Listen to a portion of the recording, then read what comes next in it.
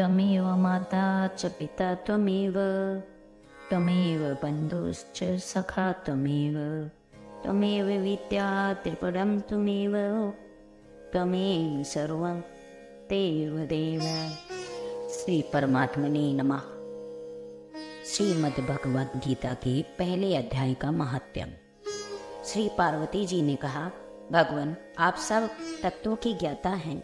आपकी कृपा से मुझे श्री विष्णु संबंधी नाना प्रकार के धर्म सुनने को मिले हैं, जो समस्त लोग का उद्धार करने वाले हैं।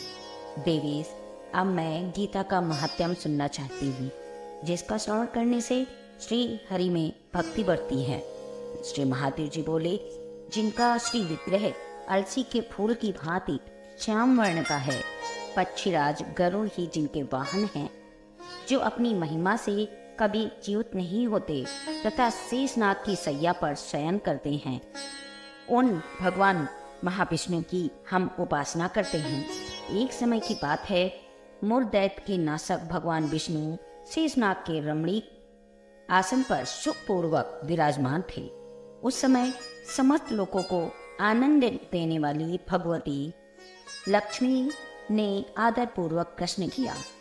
श्री महालक्ष्मी जी ने पूछा, भगवान आप संपूर्ण जगत का पालन करते हुए भी अपने ऐश्वर्य के प्रति उदासीन से होकर जो इस क्षीर सागर में नींद ले रहे हैं, इसका क्या कारण है? श्री भगवान बोले, सुमुखी, मैं नींद नहीं लेता हूँ, अपितु तत्व का अनुसरण करने वाली अंतर दृष्टि के द्वारा अपने ही माहेश्वर तेज का साक्षात कर रहा हूँ। देवी, यह वही तेज है जिसका योगी पुरुष कुशाग्र बुद्धि के द्वारा अपने अंतःकरण में दर्शन करते हैं तथा जिसे मीमांस विद्वान वेदों का सार तत्व निश्चित करते हैं।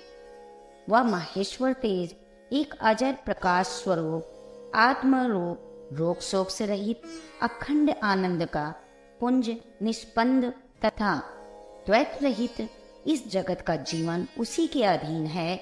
मैं उसी का अनुभव करता हूँ। देवर्षि, यही कारण है कि मैं तुम्हें नींद लेता सा प्रतीत हो रहा हूँ।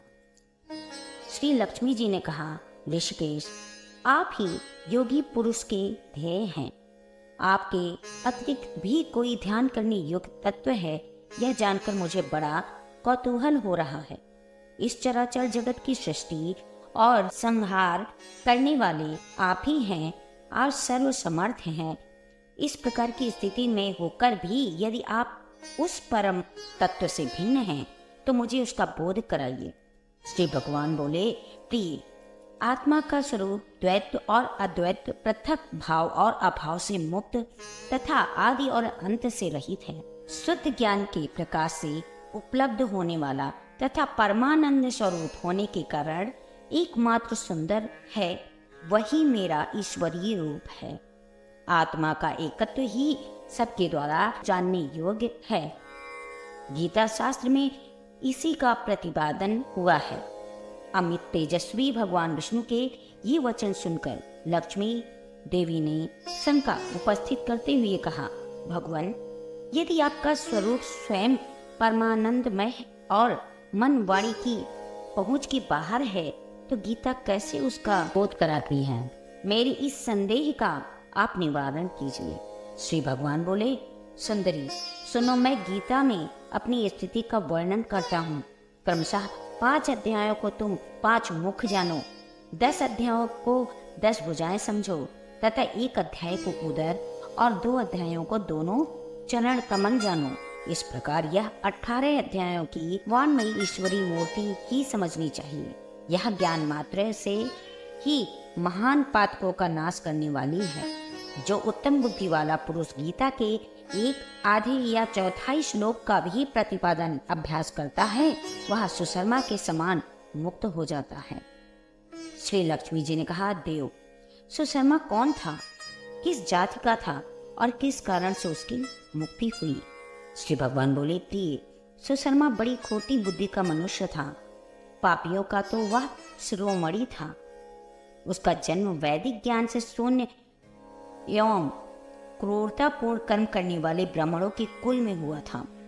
वह न ध्यान करता था, न जप, न होम करता था, न अतिथियों का सत्कार।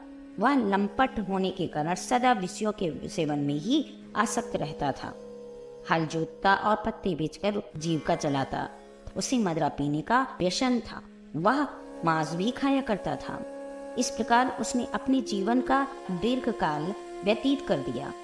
एक दिन मूढ़ बुद्धि सुशर्मा पत्ते लाने के लिए किसी ऋषि की वाटिका में घूम रहा था। इसी बीच में काल रूपधारी काले सांप ने उसे डस लिया। सुशर्मा की मृत्यु हो गई। तदंतर वह अनेक नरक में यातनाएं भोगकर मृत्यलोक में लौट आया और वहां बोझ ढोने वाला बैल हुआ। इस समय किसी पंगु ने अपने जीवन को आराम से व्यतीत करने के लिए उसे खरीद लिया। बैल ने अपनी पीठ पर पंगु का भार ढोते हुए बड़े कष्ट से 7-8 वर्ष बिताए। एक दिन पंडु किसी ऊंचे स्थान पर बहुत देर तक बड़ी तेजी के साथ उस बैल को घुमाया।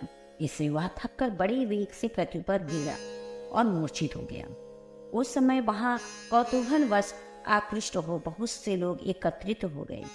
उस जन समुदाय में से किसी पुण्यात्मा व्यक्ति ने उस बैल का कल्याण करने के लिए उसे अपनी पुण्य दान किया। तत्पश्चात कुछ दूसरे लोगों ने भी अपने अपने पुण्यों को याद करके उन्हें उसके लिए दान किया।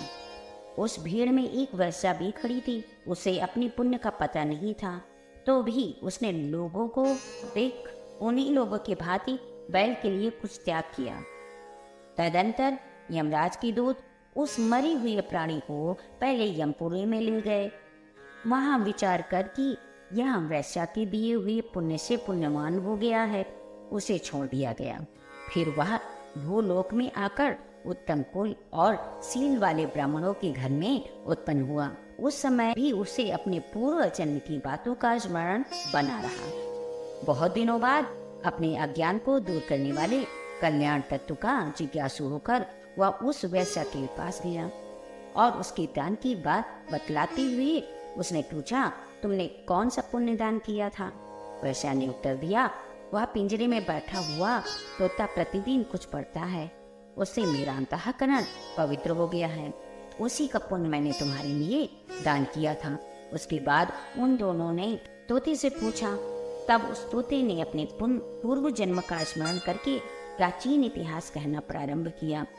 सुख बोला, पूर्व जन्म में मैं विद्वान होकर भी विद्वता के अभिमान से मोहित रहता था।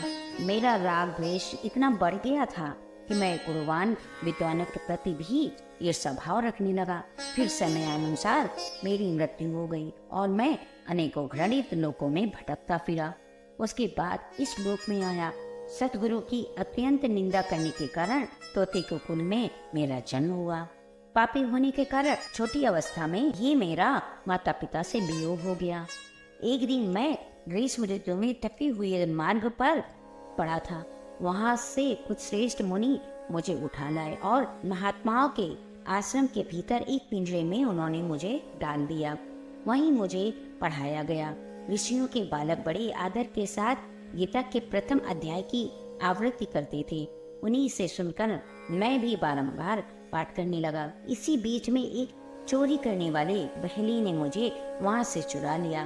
तत्पश्चात इस देवी ने मुझे खरीद लिया। यही मेरा वृत्तांत है जिसे मैंने आप लोगों से बता दिया। पूर्व काल में मैंने इस प्रथम अध्याय का अभ्यास किया था, जिससे मैंने अपने पाप को दूर किया है। फिर उसी से इस वैश्य का भी अंतःकरण शुद्ध हुआ है और उसी के पुण्य से ये दृष्टश्रेष्ठ सुशर्मा भी पाप मुक्त हुए हैं। इस प्रकार परस्पर वार्तालाप और गीता के प्रथम अध्याय के महत्व की प्रशंसा करके वे तीनों निरंतर अपने अपने घर गीता का अभ्यास करने लगे। फिर ज्ञान प्राप्त करके वे मुक्त हो गए। इसलिए जो गीता के प्रथम अध्याय को पढ़ता है, सुनता है तथा अभ्यास करता है, उसे भाव सागर को पार करने में कोई कठिनाई नहीं होती है। गीता के प्रथम अध्याय का महत्व समाप्त।